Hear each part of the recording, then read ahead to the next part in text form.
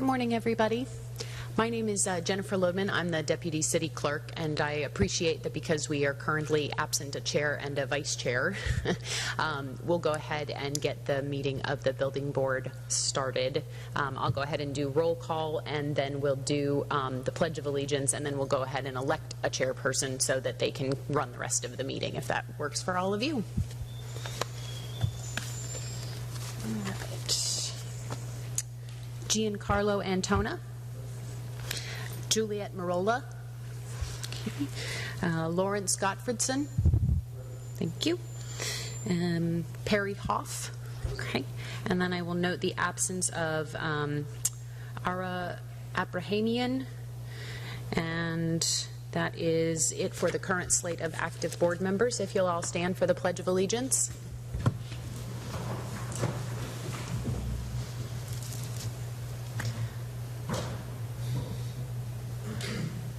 I pledge allegiance to the flag of the United States of America and to the republic for which it stands, one nation, under God, indivisible, with liberty and justice for all. Thank you very much. And as I mentioned, we will go ahead and elect a new chairperson for the board. As you all know, Mr. Thornberry had to resign his seat because of his appointment to the Punta Gorda Airport Authority. So before we move to nomination and appointment, I'll give just a brief presentation on the chair training. If you were on the board in, I believe it was June, you would have seen a similar presentation. It will only take a couple of minutes, and then we'll move to the election. All right.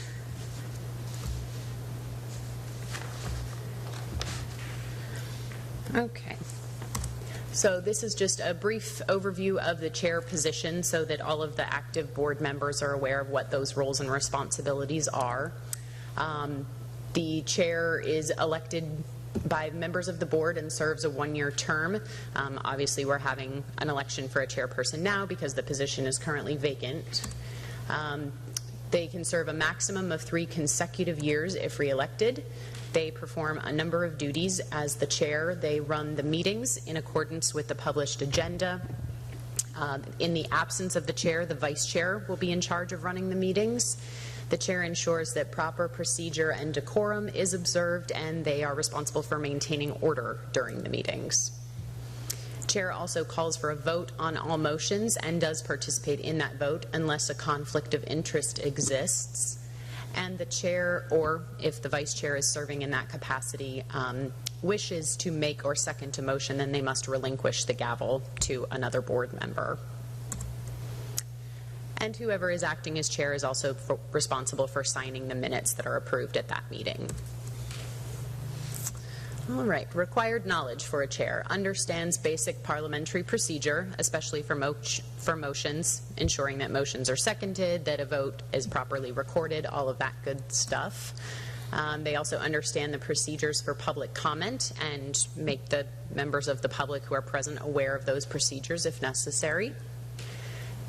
Understanding the process for legislative and quasi-judicial public hearings. Understanding and assisting staff to enforce the Sunshine Law in requirement with state statutes, as well as understanding the basics of the Public Records Law and how that applies to these open meetings. Being familiar with the bylaws of the board and being familiar with approval criteria for quasi-judicial and legislative public hearings. We also, the City Clerk's Office maintains a board member handbook that covers all of these topics in more detail. You are always welcome to come by our office, which is temporarily located at the Herald Court Center, to look through those materials. Or if you send us an email, we can always send you an electronic copy of that handbook so that you can peruse it at your leisure. We also, if you have questions about anything in the member handbook, you can always set up a time to come to the clerk's office and we can go through some training materials and provide any answers to additional questions you have. Okay. In terms of running the meetings, excuse me, the chair will work to ensure that a quorum is present and then call the meeting to order. As a 7-member board, your quorum number is 4, so it's very good to have all 4 of you here this morning. You will also, as I mentioned previously, review the public comment procedures as necessary. There is a timer available so that you can limit the public comment to 3 minutes per individual in compliance with the city's public comments policy. If you're more comfortable using your cell phone instead of the timer, you're welcome to do that, just as long as we ensure that if there are public comments, it's 3 minutes per person. The chair will place business on the floor by reading the agenda item's title. They also work to keep the discussions focused, reminding members of the purpose of the item or any remaining areas that need to be addressed in discussion, and then calling for a motion if no new points are made and discussion is effectively over. The chair also works to ensure that sidebar conversations between members are ended or prohibited, because they are prohibited under the sunshine laws. The chair works to ensure that proper motions are made, calling for motions when necessary, ensuring that a motion is seconded before discussion begins, announcing if a motion has died for lack of a second. If there has been lengthy discussion between the motion, following the motion, then the chair typically restates the motion so that before voting, everybody knows exactly what they're voting on. The chair will also be responsible for calling for the vote, calling for an aye vote and a nay vote so that that's properly recorded in the minutes, and the chair will announce the result of the vote. In terms of maintaining order, the chair leads by example, adhering to the rules of conduct, ensuring that other board members adhere to those rules. Those are the ones that you saw posted at the very beginning of the meeting. Ensuring that they are fair and impartial in treatment of the board members, staff, the public, and any of the participants in the cases that are to be heard before the board. Insisting that unruly or disorderly individuals be courteous in language and presentation. Requesting individuals who fail to comply with those requirements leave the meeting. Recessing the meeting if order cannot be maintained so that order can be restored. Ensuring that members wait to be recognized before they speak. This is a particularly important function of the chair because for the recording purposes, having a lot of members speak over one another, that can get difficult to track in the minutes. So helping to ensure that that the recording secretary is able to clearly follow who's speaking when is important. Intervening if the board members debate or argue with each other to assert their opinion, basically ensuring that discussion remains focused on the topics at hand, and should be comfortable using the gavel to call the meeting to order, adjourn the meeting, and interrupt to maintain order. Does anybody have any questions about that very brief overview of the chair's roles and responsibilities? Excellent. Okay. In that case, I would like to go ahead and open the floor for nominations for chair. And please note that members are allowed to nominate themselves for the position if they so choose. So do we have a nomination for chair for the building board? Mr. Perry Hoff. Do I have any other nominations? Any others? Excellent. Then I proclaim by acclamation that Mr. Hoff, you are the new chair of the building board. Congratulations. If you'd like to go ahead and move into that center position, that way we have it on the video recording nice and clear.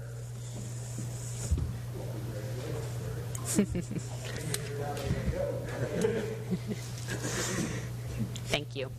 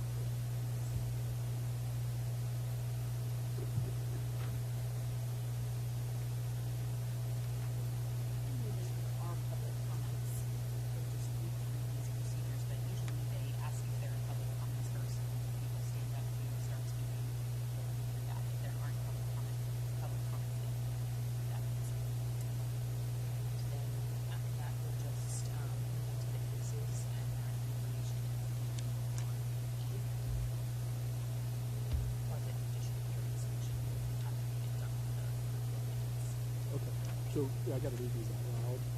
If there are people who want to participate in the public comment section.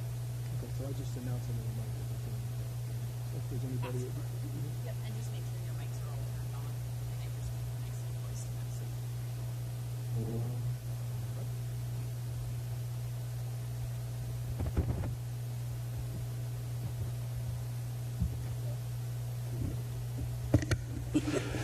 So do we have any public comments? All right, so we'll move to the approval of the minutes from the July 27th meeting, June 27th meeting. I move we approve them. Move that we approve the minutes. Do we have a second? Vote? It's got to be green. No, it's going to. We approve the minute. All right, do we have a vote? Aye. Aye. Approval of the minutes, unanimous. All right, August 22nd meeting minutes, approval of the minutes. Approve the minutes. Approve minutes. And a vote? Aye. Aye. Aye. The approval of the August 22nd minutes are unanimous. Unanimous? I got to learn how to say that word correctly. Because you're a builder. Yeah. All right, on to the next thing. We have the building code cases. The first one is a complaint against MTS Construction. Who do we have?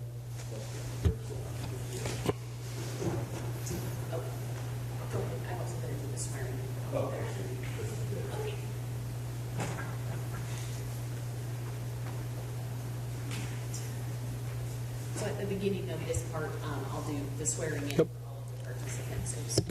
Sorry, so for this part, I'll do the swearing in for the participants. Anyone intending to offer testimony in today's proceedings, please stand and raise your right hand. Excellent. Do you solemnly swear or affirm to tell the truth, the whole truth, and nothing but the truth in today's proceedings? When you are ready to speak, please come to the podium, state your name, and indicate that you have been sworn. So staff will make their presentation from this podium here. Any respondents or petitioners will make their comments from the public podium there. Okay. Okay, thank you.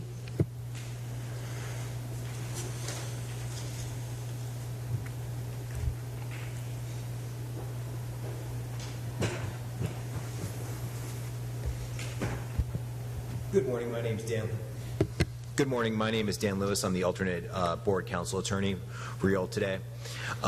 Prior to starting a quasi-judicial hearing, I have to ask everyone on the board several questions. And just for a brief reminder, there are 3 elements of a quasi-judicial hearing under the law. It's due process of law, follow the essential elements of law, and in the rulings in your rulings must be by competent substantial evidence.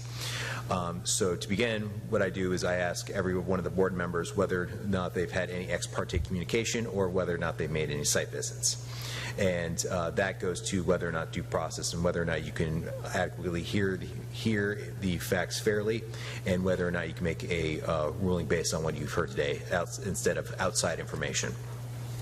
So I will, and if anybody has any questions about that, feel more than free to ask me. But first, I would ask anybody on the board, has anyone had any ex parte communication regarding the first case today, which is, and we'll do this for each one of our hearings. Let's see here. First one is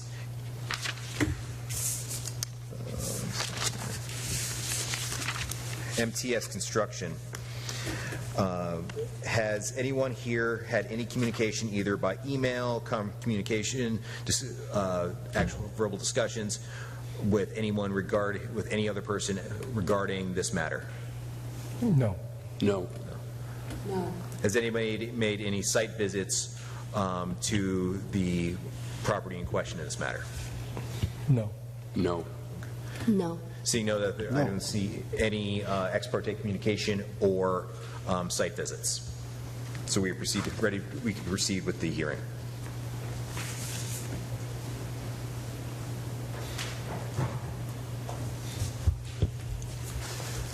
My name is Michael Robinson. I'm the Senior Building Inspector for the City of Punta Gorda, and I have been sworn in. We are presenting Edward David Arasimowicz, licensed qualifying agent for MTS Construction Incorporated, to the Punta Gorda Building Board pursuant to the City of Punta Gorda Code of Ordinance, Chapter 7, Section 7.3.1, Section B, to determine whether action should or should not be taken against Edward David Arasimowicz. License number 133553, certificate of competency number 20846 in the City of Punta Gorda for alleged violations of the code pursuant to City of Punta Gorda Ordinance, Chapter 7, Section 7-13. Evidence will show that Edward David Arasimowicz is negligent in proceeding without obtaining the applicable building permit, failing to obtain the necessary inspections, and mismanagement or misconduct causing financial harm to a customer. Norman Cardinale, property owner, signed a contract with MTS Construction Incorporated to replace his roof on 10/22 of 2022 for $181,200, providing a deposit of $59,796 on 10/26 of 22. On 10/28 of 22, a road sign with what the owner thought was a permit in a waterproof baggie in the front yard was in the front yard. The contractor's sales manager indicated the work would commence on 11/29 of 22. The property owner made numerous attempts over the next 7 months to get updates on when work would commence. On May 2nd of 2023, MTS Construction Incorporated's crews arrived to tear off the roof covering and begin the roof replacement. The sales manager advised the property owner that another payment of $69,696 would be due at this time to continue with the contract to place roofing material orders to the supplier. The owner provided a payment on May 2nd of 2023. Over the next 5 months, the property owner continues to call MTS Construction Incorporated to get updates on material delivery and installation. The property owner additionally started to call the roofing supplier to get updates on delivery of materials. The property owner was then notified by the supplier that no materials had been ordered for this address. The property owner, the property owner then retained an attorney to see if this would assist with completing the project. The contractor then advised the property owner that he would not be back to complete his roof. The property owner then filed a complaint with the city, and it was then that he found out a permit had not been obtained for the roofing work. A copy of the permit application attached to the complaint package was placed in the baggie that was in the front yard. A record search determined that no application or permit had been issued for the proposed and or completed work. City staff is asking the building board to consider the possible disciplinary actions for willful code violations and financial harm to the property owner. The complaint package includes all documentation from the property owner, and the property owner is present at the meeting. Do we have the complaint package? It's in your It's in agenda. that package, This one. email to us, I didn't have that in mind. 66 pages. Okay, I didn't get that one, but I had the email, but I didn't see, it was just the minutes from the last meeting in my email.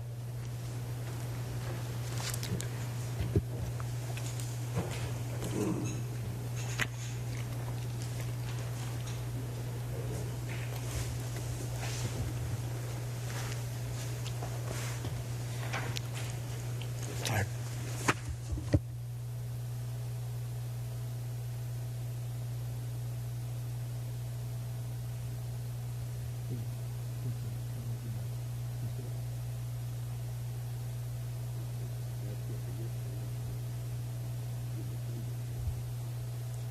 Is the contractor present? I was just going to see if you could access the agenda packet. On there?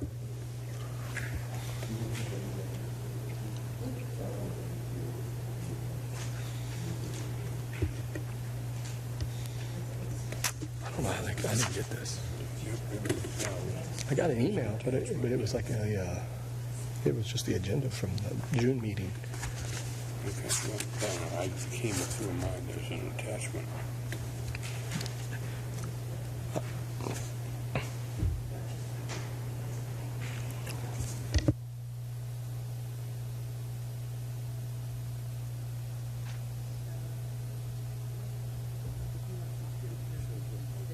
Right.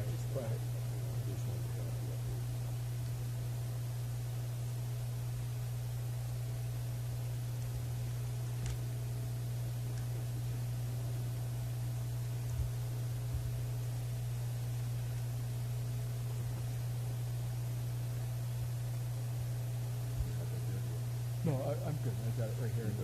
Susan graciously gave me hers. So if the defendant's not here, does the homeowner want to speak? Yes. Go ahead. First, okay, comments?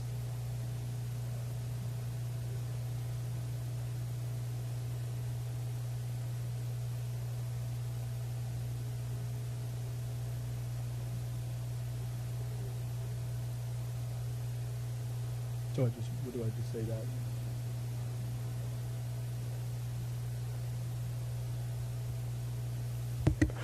I request to move the packet here into the record. Okay, yes, we'll put it in the record. Does anyone on the board have any questions, please? I'm so sorry. Oh, sorry. Make those announcements from the podium. Yes, I just requested that. Microphone on. For procedure-wise, that whether if the board was going to be considering the complaint package, that they be moved into the record, and the building inspector requested it be moved in the record, and the chair has granted that request. So the violation package is now was put into the record. My next step is that to make sure that the board has any follow-up questions for the building inspector. Okay. And then once you have any questions, whether or not I understand that the contractor's not here, but at that point you would ask if the contractor was here, you'd ask if they have any questions for the building inspector as well. Okay.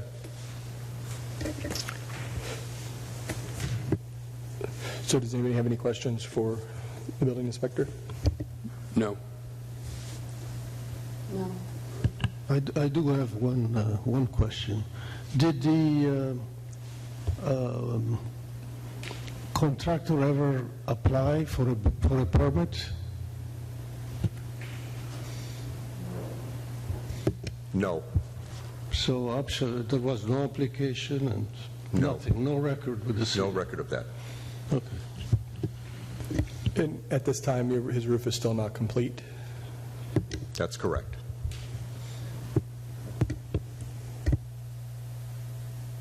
All right, if we'd hear from...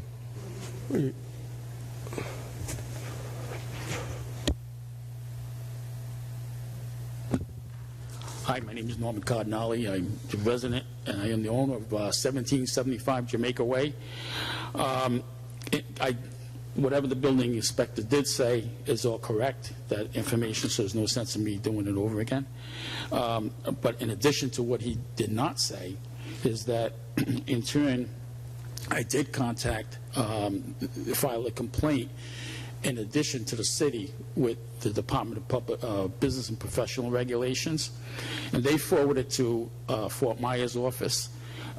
This John Davison handled it, and he was in constant communication back and forth with not only Edward, the license holder, but the person at MTS Construction, which is Kyle Velaz is his name.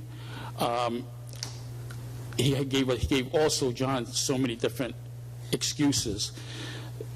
And I said to John, I said, look, if you have to, because I owe him a balance to finish the job, and not only that, by the way, he asked John for more money, if I can give him more money. I said, no, I'll pay for the material, and I'll order the material, and I can get the material in 3 weeks.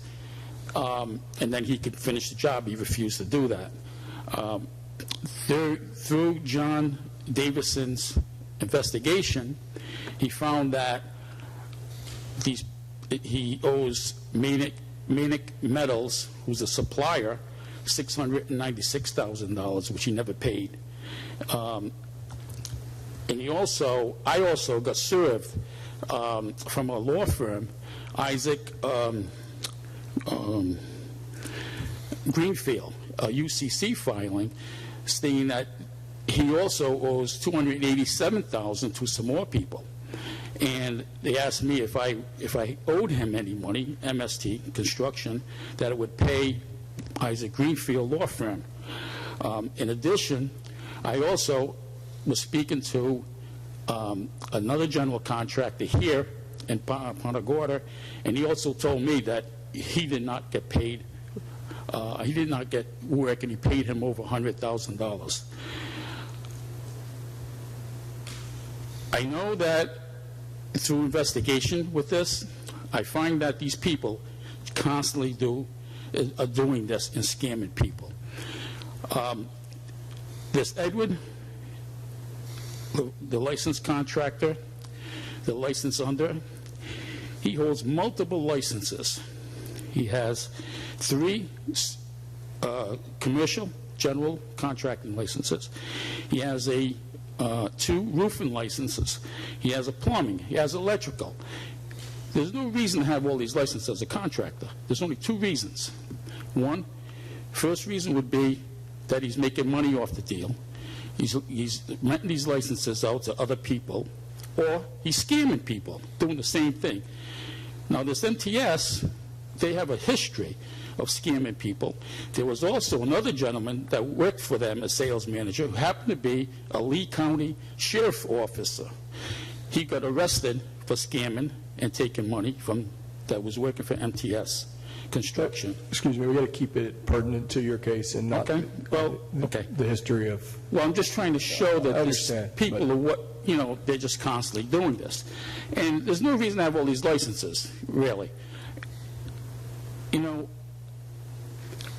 I'm a general contractor. I'm a homeowner, as a resident of Punta Gorda. We come to you people because we need your help. Even though I hired a law firm to handle my case, it's not going to go anywhere. You people have the power to do this and take it beyond to the next level and get compensation. These people should be held accountable. Well, this gentleman, Edward, should be held accountable. It's his license. He's renting it out. I look at it like this here, is that if somebody went in and stole money from a store and killed somebody, and another person had to be watching as the watchdog, well, he's just as accountable as anybody else because he received the funds just as well as MTS Construction. So, I just think, that I need your help to protect not only the residents of Punta Gorda, but the contractors as well. I'm a general contractor here in Florida. This is wrong. It's wrong. And $130,000 is not a lot, chump change that I should be out. And it's more than that, because now we hired another roofing company to come in and do the job. Because the material that they took off and put the underlayment in is so old that they had to strip it, and they put on the layment. So everything I paid them was a total loss. And I paid them in addition to replace some plywood. Well, I got photos of the plywood that this new company happened to take off and discovered all rot. They never even changed them. So they charged me for it and not did the work. So that tells me that all these other jobs that they did in the past in Punta Gorda and wherever, they charge these people, and I'm sure they charge them for doing plywood because that's like a standard thing, but yet they never did the work. Still people got rot, and it's a shame. They're just doing the wrong thing. They're not a contractor. They should be accountable for it. That's my... That's my conclusion. Okay? So question, you hired them to do this project, you gave them a deposit, they come out, signed a contract, they come out and tore down your roof, and then as soon as they tore off your roof and dried it in, they asked for a second payment. Correct. You made that payment, and then they claimed in here that they had issues with the supply chain issues of getting their material, and that drug on for how long? It went on for, from October to, a year. It went on for almost a year. Not being able to get the material. Yeah. And I called, I called the supplier, and I talked to the supplier, and the supplier says, I can order, once I order the material, I'll have it on my job site within 3 weeks. So to reconfirm that was Manic Metals, the same people that they were ordering, they buy their material from. In addition, I went to Extreme Metals up in Jacksonville and I talked to them. They also gave me a bid, which I have both bids, and they said the same thing. If they have the raw material in stock, I can have it in 3 weeks or less. So the material is not an issue. But their claim was they couldn't get the material. Correct. And then to this date, when did the communication stop? When did the breakdown happen and you decided, hey, this, It was, I want to say it was somewhere around, I see it. I think it was like October of last year. October, and 23rd. and they just stopped talking to you, or did? Correct. And Correct. No communication at all. you haven't heard from them since? No, the last conversation he wanted, he said to me, he asked me if I give him part of the third payment, okay, to help him buy the material and absorb some of his cost. And I said, absolutely not. So you in short, you give them $130,000, and then they have now did half the job and bailed on you. Correct. And what they didn't do half the job, they didn't do a third of it. Or a And third. what they did do was a loss, because the building is, the material they use is good for only 6 months, the underlayment, and it's well beyond 6 months, so we had to strip it. Okay. Do we have any questions? Does the board have any questions? Sure. No, again, my question would be, was this a licensed contractor from the BPR? I didn't quite get Yes, the license is under Edward Akowitz, I believe. I'm not pronouncing it correctly, I don't think. And he qualified as Kyle Velaz from MTS Construction. And I contracted with MTS Construction. In addition to that, which I also found out yesterday, that he did an annual report. He filed his annual report for MTS Construction for 2024. Was done yesterday. So he has all the intentions to continue doing business.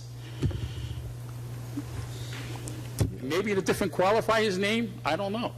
But he certainly wouldn't file that report. Okay, so if he was a licensed contractor, when you hired him, did you check his license or his registration? Or? I did. I did check his license, and it was a valid license at the time. I also spoke to, because I'm a contractor, I have other contractors here. I spoke to another contractor that builds many homes here in Punta and PGI, and he also used him and said he was good at the time. Okay, so I hired him for that. During the interim, he's the one that also got stuck over $100,000. Yeah, well, definitely, I can see what happened here. The problem is, if he didn't do the work, he's not here to defend himself, so it's very hard to see what his story is. Well, obviously, he stuck the money out of it. He took the $130,000, took all the profit out, not order any material. What he did order was probably like $12,000 of material, because I know that's what it is. Suze?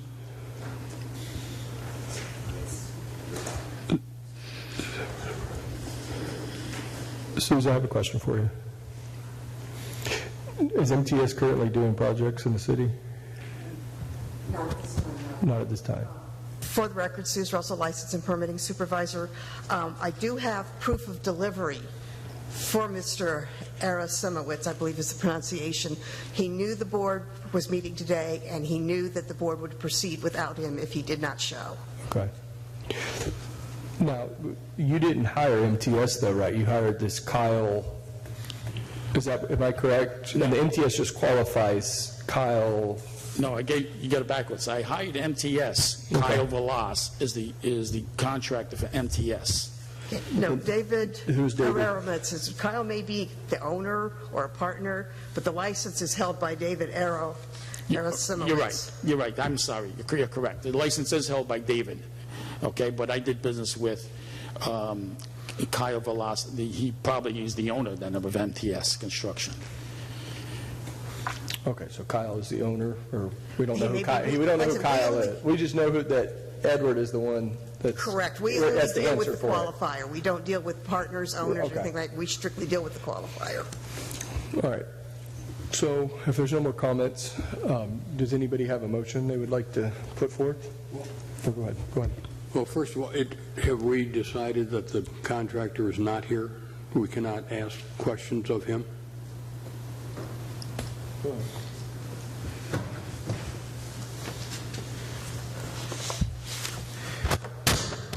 If you want to just call out for him and see if he's here, you could just do that, and determine whether or not he's not. You've heard that we sent the certified mail for that matter. And then if you have no more questions of the homeowner, then you would want to close the meeting, take a motion and second to close the meeting, and then have discussion to determine whether or not there has been competent substantial evidence for each of the individual 3 charges. Okay. Okay. So I'm going to call for Edward David Arsiewicz to have any comment? And he doesn't seem to be present, so we'll go ahead and close this meeting and move to comments. Sorry, Chair, you need a motion and a second to close, Okay. and then go to discussion. Do I have a motion to close? Motion to close the meeting. Motion closed. A vote? Aye. Motion carries unanimously. The meeting is now closed. And then do we have any comments? I think we should discuss penalties. Okay. Well, maybe not. Well, see what Susan has to say. Mr. Arasimowicz is a state-certified contractor, so you cannot impose any fines or any financial penalties on him. You have the option of putting his certificate of competency on probation, suspension, or permanently revoke it. Susan, we've had no other complaints against MTS, have we, in the past? No, that was it. This is the only point we've had on him. Okay. Go ahead. I move that we suspend his license permanently until he can show the board that it shouldn't be suspended. So yes, just again, for procedure, we have the 3 individual charges before we talk about the vote for the penalty. You're going to need to vote on each of the individual charges, so you have the 3 charges up there for the violation of the code. You have to find guilt or not guilty on. And then we go to the penalty. And then have a motion and a second on for each individual ones. You're going to want to list each of the charges and then whether or not he's guilty or not guilty on each one of those. Motion to vote for all 3 of them. Then you move to the penalty stage. And then you do a motion So you to want to vote on all 3 of them and then go to the penalty for all 3 Yes. of them? Okay.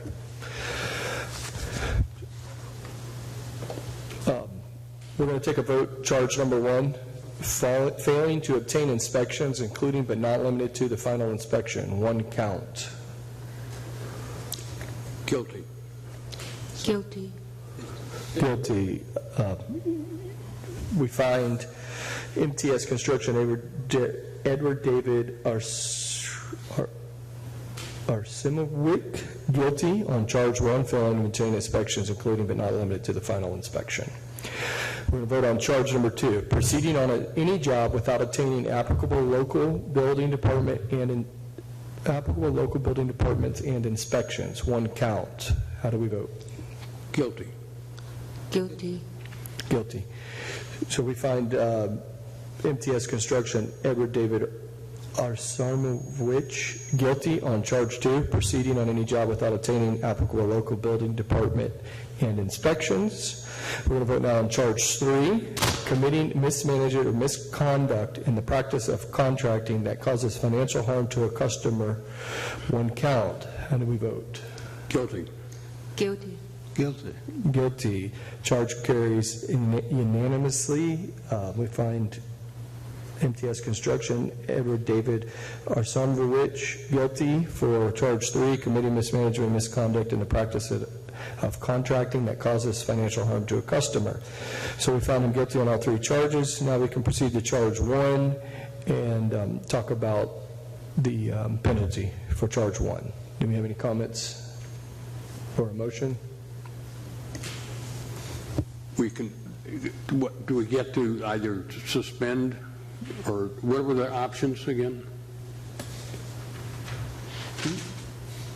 We have to do for all, or can we do just one penalty for all 3 charges? Or we have to do an individual charge for individual penalty for each one? Since you found him guilty on all 3, and this, again, he's a state certified contractor, so under 3, you can just find the violation, you can find a penalty, do encompass all 3. Okay. Okay, penalties available are, you can put his City of Punta Gorda certificate of competency on probation, you could suspend it for whatever time period you deem appropriate, or you can revoke it in its entirety. Okay. I move that we suspend his license until he comes before the board to show why it should not be suspended in the future. Do we have a second? I'll second. Do we have a vote for the move to suspend his license until he comes before the board to explain the situation? Aye. Aye. Aye. Aye, carries unanimously. So Edward David, MTS Construction, Edward David Arsimowicz, his license is now suspended until he can come before the board and explain himself. All right, do I close that now? Yes, now, you've announced your decision. Okay. So you can now, this quasi-judicial hearing is now closed. This quasi-judicial hearing is now closed. So now, moving on, we have a second complaint against Vitura Construction, Jessica Lee Vitura. I'm sorry. Unfortunately, I think because the hearing has been closed, you would have to move.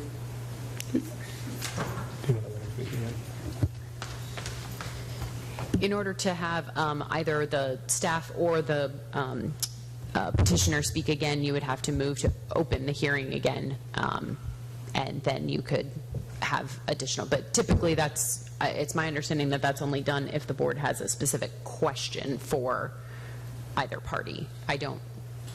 I would defer to the board attorney in terms of whether or not the parties can continue addressing the board. Since at this point, you have rendered your decision, your verdict and your decision on this, and he's had the petitioner has had the opportunity to speak. You do not have to reopen if you don't want to. You've also done the opportunity to do public comment as well. So it's ultimately your decision, but there's no requirement to open it. And again, I usually tend to advise people to, once it's closed, not to reopen, because at that point it could potentially mess up your record, which is something you'd always consider. Even though the qualifier's not here, it could mess. He still has appeal rights for 30 days. I usually advise to address the staff afterwards. Are they suspending his license for the city of Punta Gorda only because I heard it was a state license? It is just for, we can only suspend it within Punta Gorda. That's our authority. But we will also report the suspension to the state, and then they will take it from there.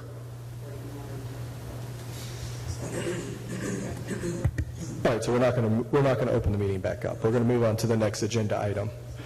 So, again, the next agenda item is a complaint against Ventura Construction. Jessica Lee Vitur, the qualifier. Do we have somebody from the city going to make comments? All right. Everybody who's in this room has been sworn in already. So, again, at this point for this additional quasi-judicial hearing, I would request whether or not, I'd ask whether or not anybody on the board has any ex parte communication regarding this matter. Has anybody? No. Okay. And has anybody had any sort of site visits to the property in this matter? No. No. Okay. Let the record reflect that there has been no ex parte communication or site visits.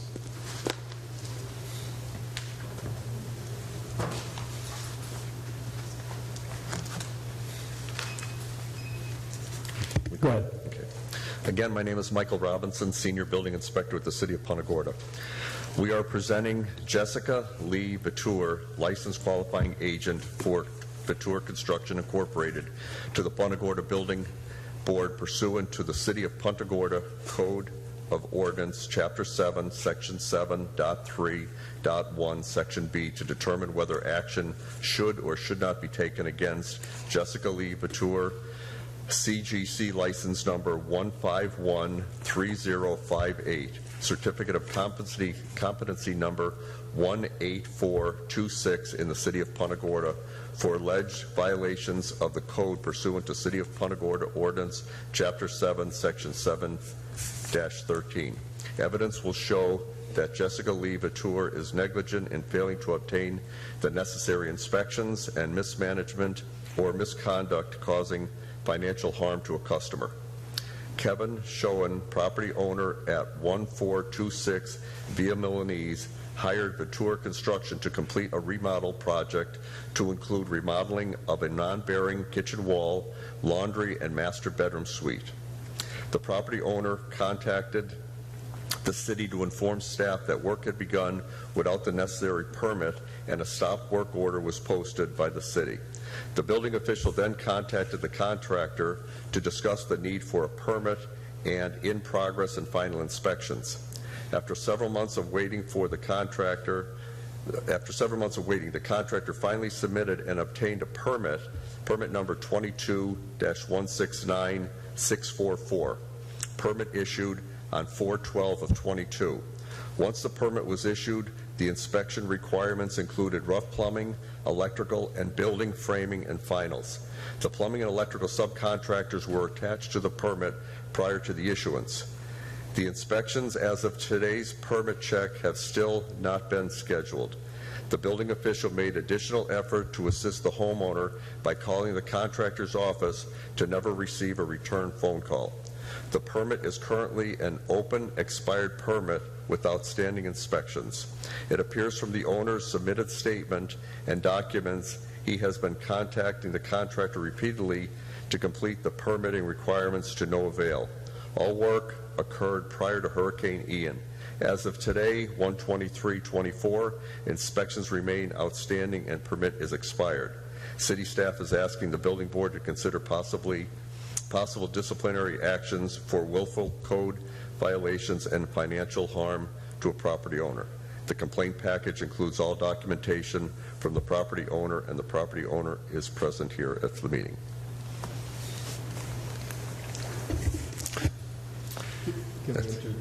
Can we enter the packet into the record? Do you have that packet? No. Do we have that one?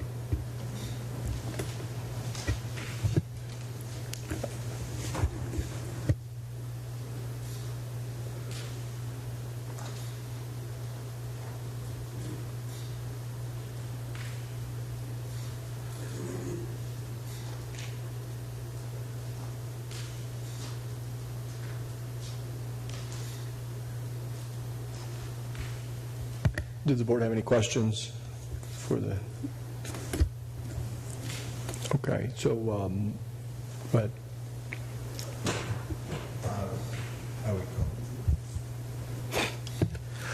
I would make a call for the qualifier to see if he or she is here for cross-examination of the building inspector as well. Okay.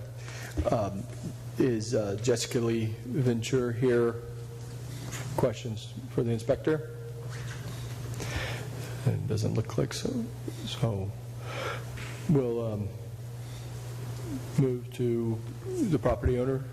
Is the property owner, do you want to have, do you want, oh, it's not you, so the property owner is not here as well? I'd like to make a comment about this case, if that's possible. You can't, that was, no. Okay. I'm sorry. So we'll move then to comments from, go ahead. Yes, if the property owner is not here, then you can move to, at that point, if no one else is here, then you can move to close the hearing and have discussion. Okay. Whether or not to find that there's guilt on as to the charges. So I move to close this hearing for the complaint against Ventura Construction. Second. Second. Aye. The hearing is now closed against Ventura Construction. We'll open up discussion now.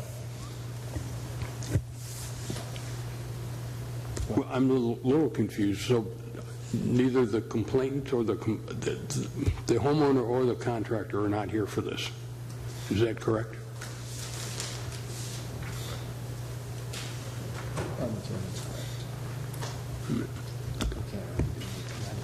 I don't think we should.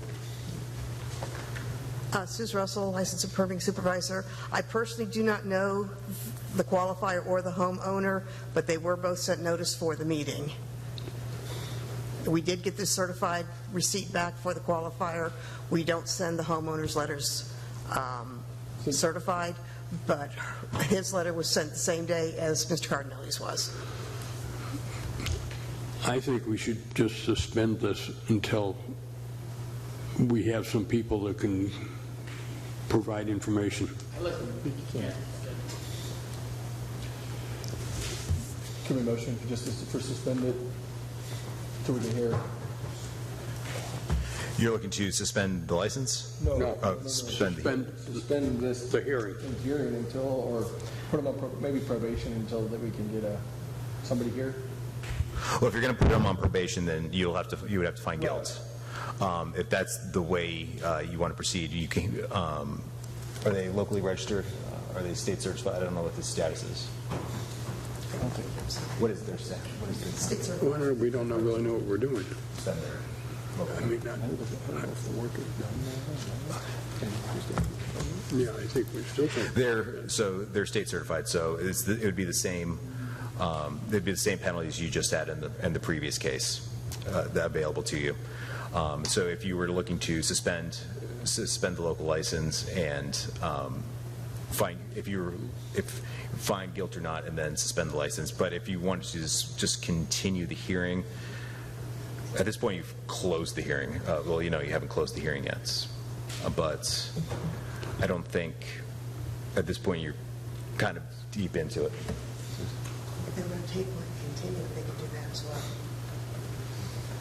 I don't think we want to continue. You can table it if you want to continue to the next. Just say I'm going to call the table this. And continue. Okay. Motion to table and continue to the next hearing. Motion to table this and continue to the next hearing. Second. I know, you can't do that. I move that we table this motion, or table the complaint until the next meeting. Do I have a second? Second. A vote? Aye. Aye. Aye. Motion carries unanimously. We have tabled the complaint against Ventura Construction until the next meeting. All right. So we'll move on to the next part of our agenda, which is false alarm appeals. Do we have any false alarm appeals? Doesn't look like we have any false alarm appeals. So we'll move to the next part is member comments. Do we have any comments for the members? No.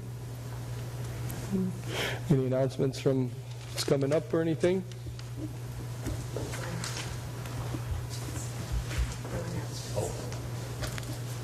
I'm sorry, no announcements.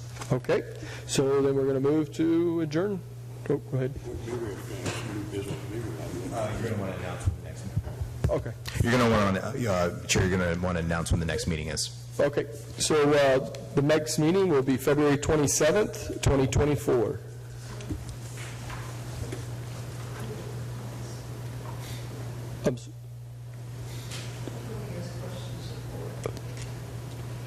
I'll tell you that you can't ask questions of the board. There was a public comment section at the beginning when they called, so they called for public comments on the cases at the beginning of the hearing. What about not by other cases, just questions, process?